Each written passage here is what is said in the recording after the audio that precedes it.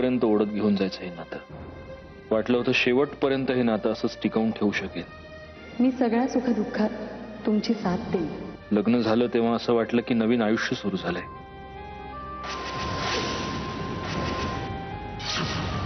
एवढ्या वर्षांच्या वृक्ष आयुष्यात आता कुठे फूल उमलायला लागलंय. मंजिरी, तुझ्या नावासोबत माझ्या आयुष्यात पहिल्यांदा प्रेमही आलं. तेव्हा वाटलं होतं हे जगणं फार सुंदर आहे. तुझ्या आधी माझ्या आयुष्यात दुसरी कुठलीही मुलगी नव्हती. पण त्या सुंदर जगण्यात एक गोष्ट विसरूनच गेलो होतो. कपाळावर विश्वासघाताचा शाप घेऊन जन्माला आलोय मी. आईनं 1000 वेळा समजावून सांगण्याचा प्रयत्न केला. तुझ्यापासून वेगळं होण्याचा, नातं संपवण्याचा अख्ख्या जगानं सल्ला दिला. पण मला माझं वचन पाळायचं होतं. आई, लग्न केलं ना मी हिच्याशी, आणि ते लग्न करताना हिची रक्षा करण्याचं वचन दिलं देवा ब्राह्मणांच्या साक्षीनं. मग मी हिला कसं काय होऊ दे? मी आयुष्यभर प्रेमानं तुझा सांभाळ करेन, तुला अंतर देणार नाही, हा माझा शब्द खरा करायचा होता. त्यासाठी तू काहीही केलं, कशीही वागलीस, तरीही ते सगळं सहन करत आलो मी. प्रिय आशिष, खुनाचा आरोप काय, बिझनेस मधली दिवाळखोरी काय, स्वतःच्या राहत्या घराचा लिलाव काय, दिवस रात्र तुझं हे जे काही चाललं होतं त्याबद्दल एक शब्दही न बोलता फक्त सहन करत आलो. वाढवा, अरे घर हातातून निघून जाईल, बोला. 6.5 करोड. आणि तू मात्र सुखात होतीस. मंजिरी, तुला दिलेल्या त्या एका वचनासाठी सगळं सहन केलं आजपर्यंत. आई खोटं बोलली ही माझ्याशी. करा करा, नवीन वार करा, पुन्हा जखमी होऊ द्या साल्याला. पण तुला त्याची काडी मात्रही जाणीव नसावी. कदाचित हे माझंच दुर्दैव आहे. तुझ्यासाठी आयुष्यातला सगळ्यात मोठा अपमानही सहन केला.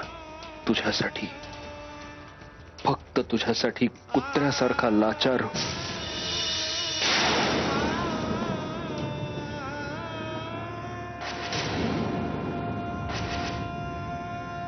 आणि तरी तुझं प्रेम माझ्यासाठी नाहीच, हा शापच आहे. आता या नात्याचं ओझं आणखी पेलवणं शक्य नाही मला. जगासमोर सत्यजित मुधोळकरला खोटं ठरवलं असतं. सत्यजित मुधोळकरनं आपल्या बायकोला दिलेलं वचन मोडलं असं आयुष्यभराचा आरोप माझ्या माथीत तुझ्यामुळे लागणार आहे. पण त्याला आता पर्याय नाही. जीव गेला तरी शेवटच्या श्वासापर्यंत यातना सहन करेन, पण आपल्या या नात्याचा इतरांना त्रास होऊ देणार नाही. तेव्हा हे नातं आता संपवलेलंच बरं. मंजिरी, तू माझ्यापासून वेगळं होण्यातच सगळ्यांचं भलं आहे.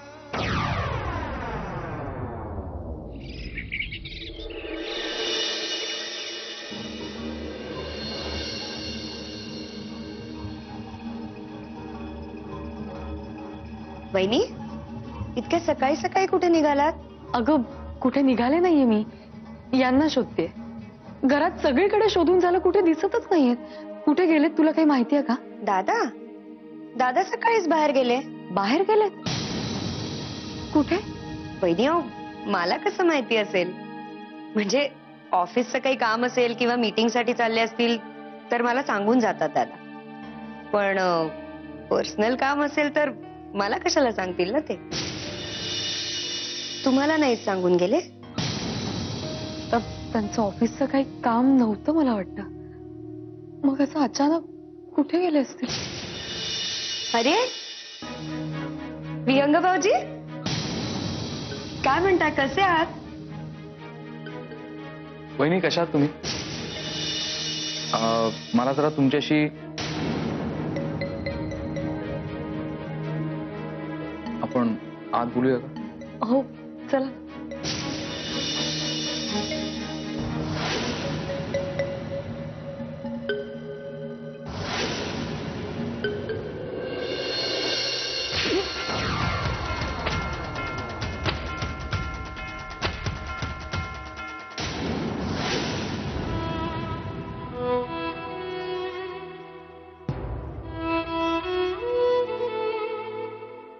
वहिनी, आता जे झालं त्याच्याबद्दल विचार करण्यात काय उपयोग आहे? आणि मला विचाराल तर तुम्ही आशिषला जी शिक्षा दिली ती एका अर्थाने योग्यच आहे. पण यानंतर सत्यजितचा तुमच्याबद्दलचा विचार बदलला की नाही? त्यांच्याशी अजून कालपासून त्यांच्याशी नीट बोलणंच नाही झालंय माझं.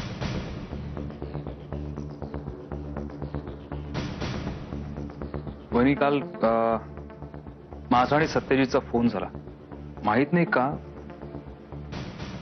पण आवाजावरून खूप डिस्टर्ब वाटला मला.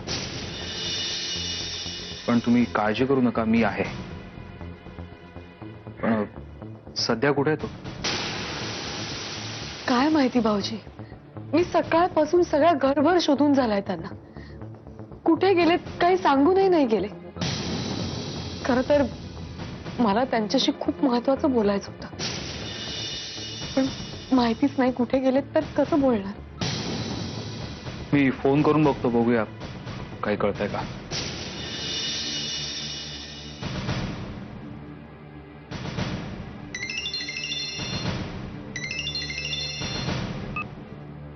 हा बोल.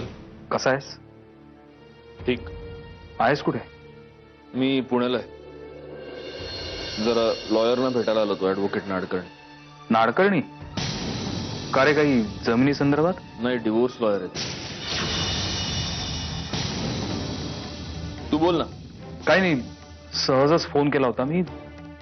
आलास की भेटू. ठेवतो फोन. काय झालं म्हणजे? कुठे आहेत ते? काय म्हणाले सांगा ना मला. पुण्याला कामासंदर्भात गेलाय. थोडा वेळ लागेल यायला त्याला. अरे सॉरी, मी चहा आणते हं तुमच्यासाठी. बसा तुम्ही, मी आलेच. हो.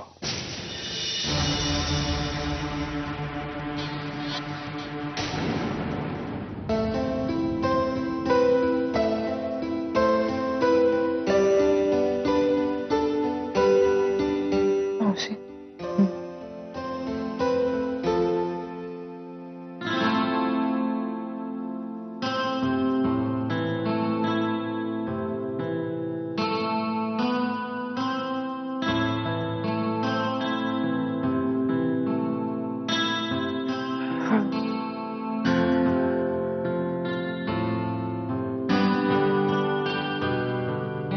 पडतेस आता, जरा आराम कर.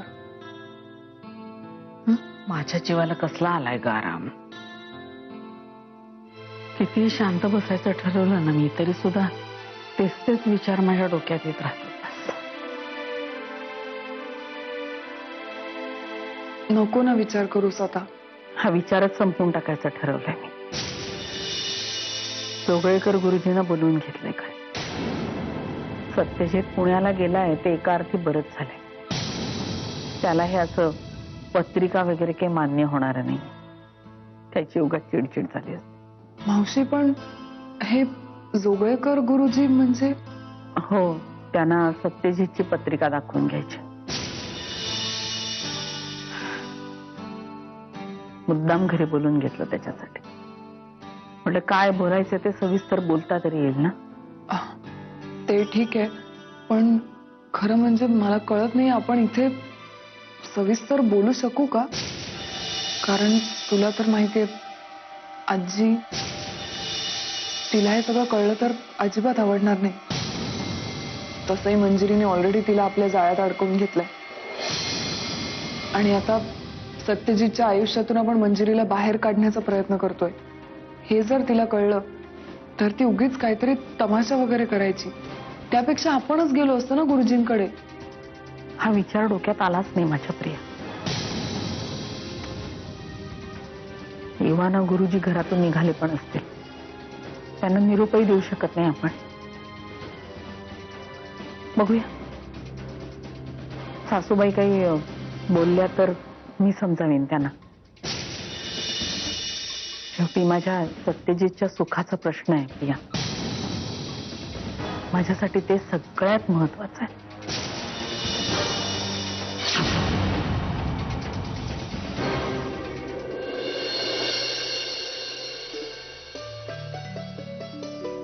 मंजिरी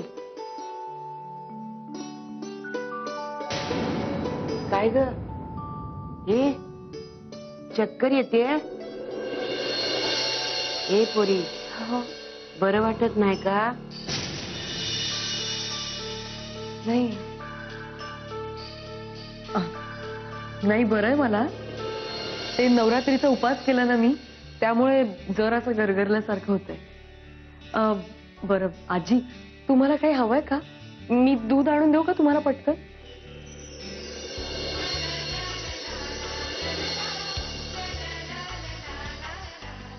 आजी अहो असं काय बघताय नाही ना ग मला काय बी नाही आमच्या आधीच्या पिढीतल्या बायका एका नजरेत काय ते ओळखायच्या बघू माझ्यात बी ती नजर उतरली आहे का माझं सुख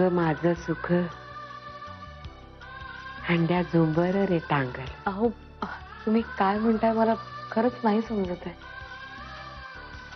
काळजी घे स्वतःची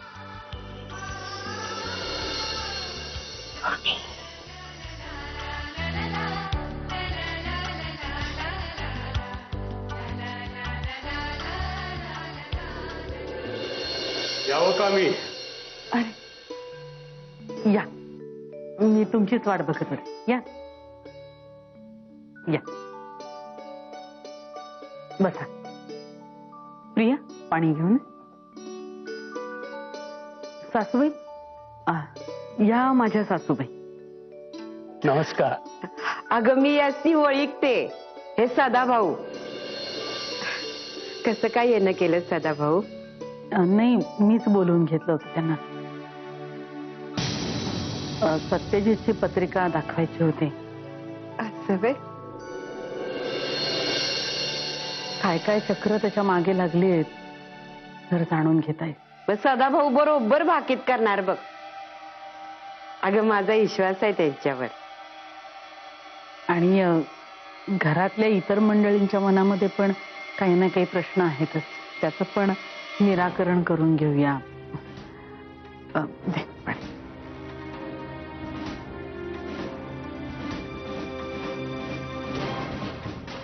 आपण आतमध्येच बसूया का म्हणजे सविस्तर बोलता येईल हो प्रिया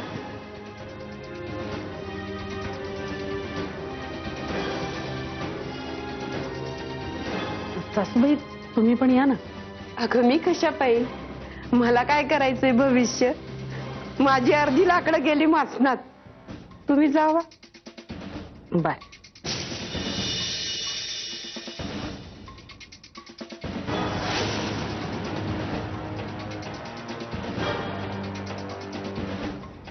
स्वामी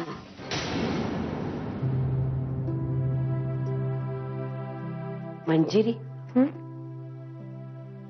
काय झालं आजी बाहेर कोणी आलंय का नाही म्हणजे प्रिया पाणी घेऊन गेली ना मगाशी म्हणून विचारते अगं तुझ्या सासून जोगळेकर गुरुजींना बोलावलंय लेकराची पत्रिका दाखवणार आहे काय यांची पत्रिका अशी अचानक अगं तू बी जा तिकडे बघायला समधे आहेत तिथं तू बी जाणं गरजेचं आहे अहो पण जा मी सांभाळते इथलं समज जा तू.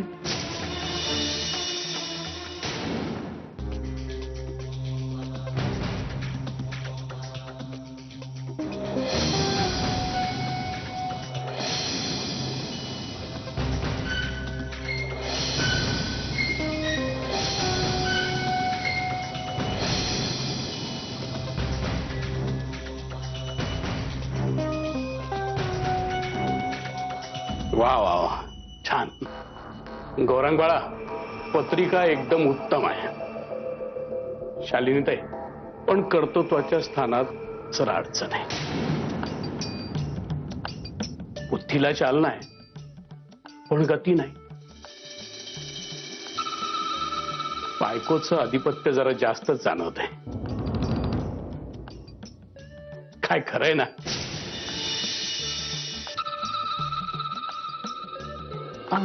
नाही तसं ही सून म्हणजे खूप गुणाची आहे.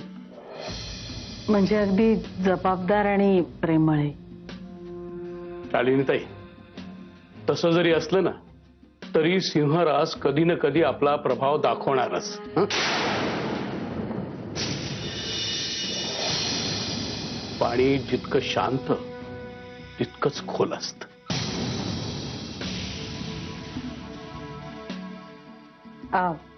ही सत्यजितची पत्रिका. हो हो.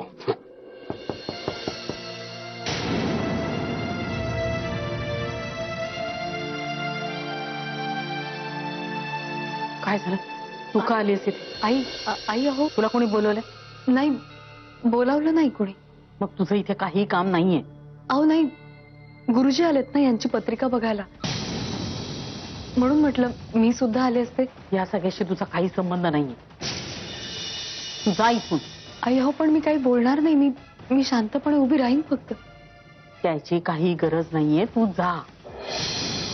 अहो आई पण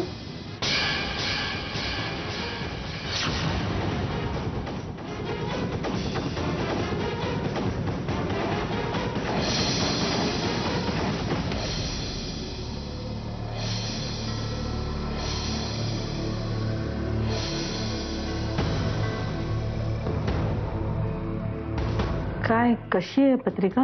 शालिनीताई, तुमच्या मोठ्या मुलाची पत्रिका ती पण उत्तम आहे. मुलगा अफाट कर्तृत्वान आहे, कष्टाळू आहे, पण काय नाही म्हणजे गुरुजी जरा स्पष्टच सांगा सगळं. काळजीचं काही कारण नाही ना? नाही काळजी करण्याचं कारण नाही. हा मुलगा 10 हातांनी पैसा कमावतोय, पण एका कर्मानं ते मातीमोल होतंय. मन कशात स्थिर नाही, मनशांती तर नाहीच नाही.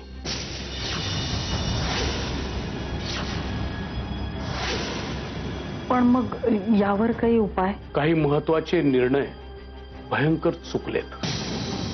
खरं तर हो. म्हणजे अगदी हट्टाने कसलीही पारख न करता त्याचं लग्न लावून दिलं आणि तोच निर्णय चुकला बघा. त्या मुलीने या घराचं माप ओलांडलं आणि घराचे वासेच फिरले. म्हणजे अजूनही आशा आहे आम्हाला. म्हणजे या मुलीपासून घटस्फोट घेऊन त्याचं दुसरं लग्न लावून द्यावं असं वाटतंय. म्हणजे घरामध्ये सुद्धा सुख येईल आमच्या. म्हटलं हा निर्णय घ्यायच्या आधी एकदा तुम्हाला विचारावं. शालिनीताई, तुमच्या सुनेची पत्रिका आहे? हो आहे ना, आणते.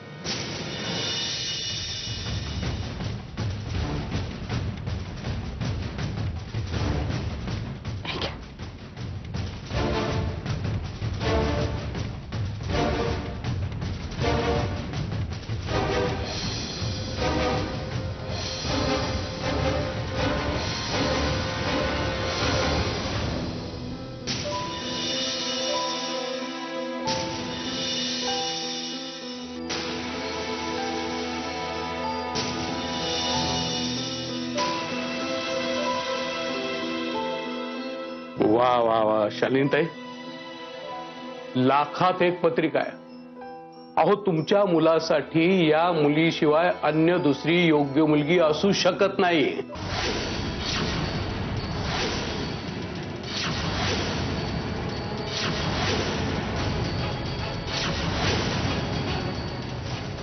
नाही, तुम्ही पुन्हा एकदा तपासून बघा ना. आता माझ्या अभ्यासावर आणि अनुभवावर आपला विश्वास नसेल तर ठीक आहे. शेवटी हा विश्वासाचा प्रश्न असतो. आता तुमचा विश्वास असेल तर ठीक आहे, अन्यथा काहीच अर्थ नाही. पण माझा अनुभव आणि अभ्यास जे मला सांगतो तेच मी तुम्हाला सांगतो. नाही, बरोबर आहे. यापूर्वी सुद्धा अनेक वेळेला आम्ही तुमच्या शब्दावर अवलंबून अगदी विश्वास ठेवून निर्णय घेतलेले आहेत. आणखी एक महत्वाची गोष्ट, तुमच्या मुलाच्या आयुष्यात जो काही समतोल टिकून आहे तो केवळ या मुलीमुळेच.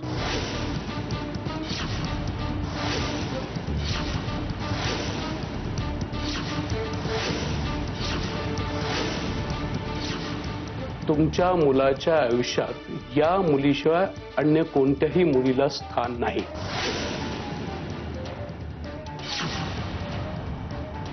जणू परमेश्वरांनी या दोघांना एकमेकांसाठीच बनवलंय. आणि परमेश्वरी इच्छेबाहेर जाऊन तुम्ही जर या मुलीचं स्थान हिरावून घेणार असाल तर फार मोठा अनर्थ घडेल.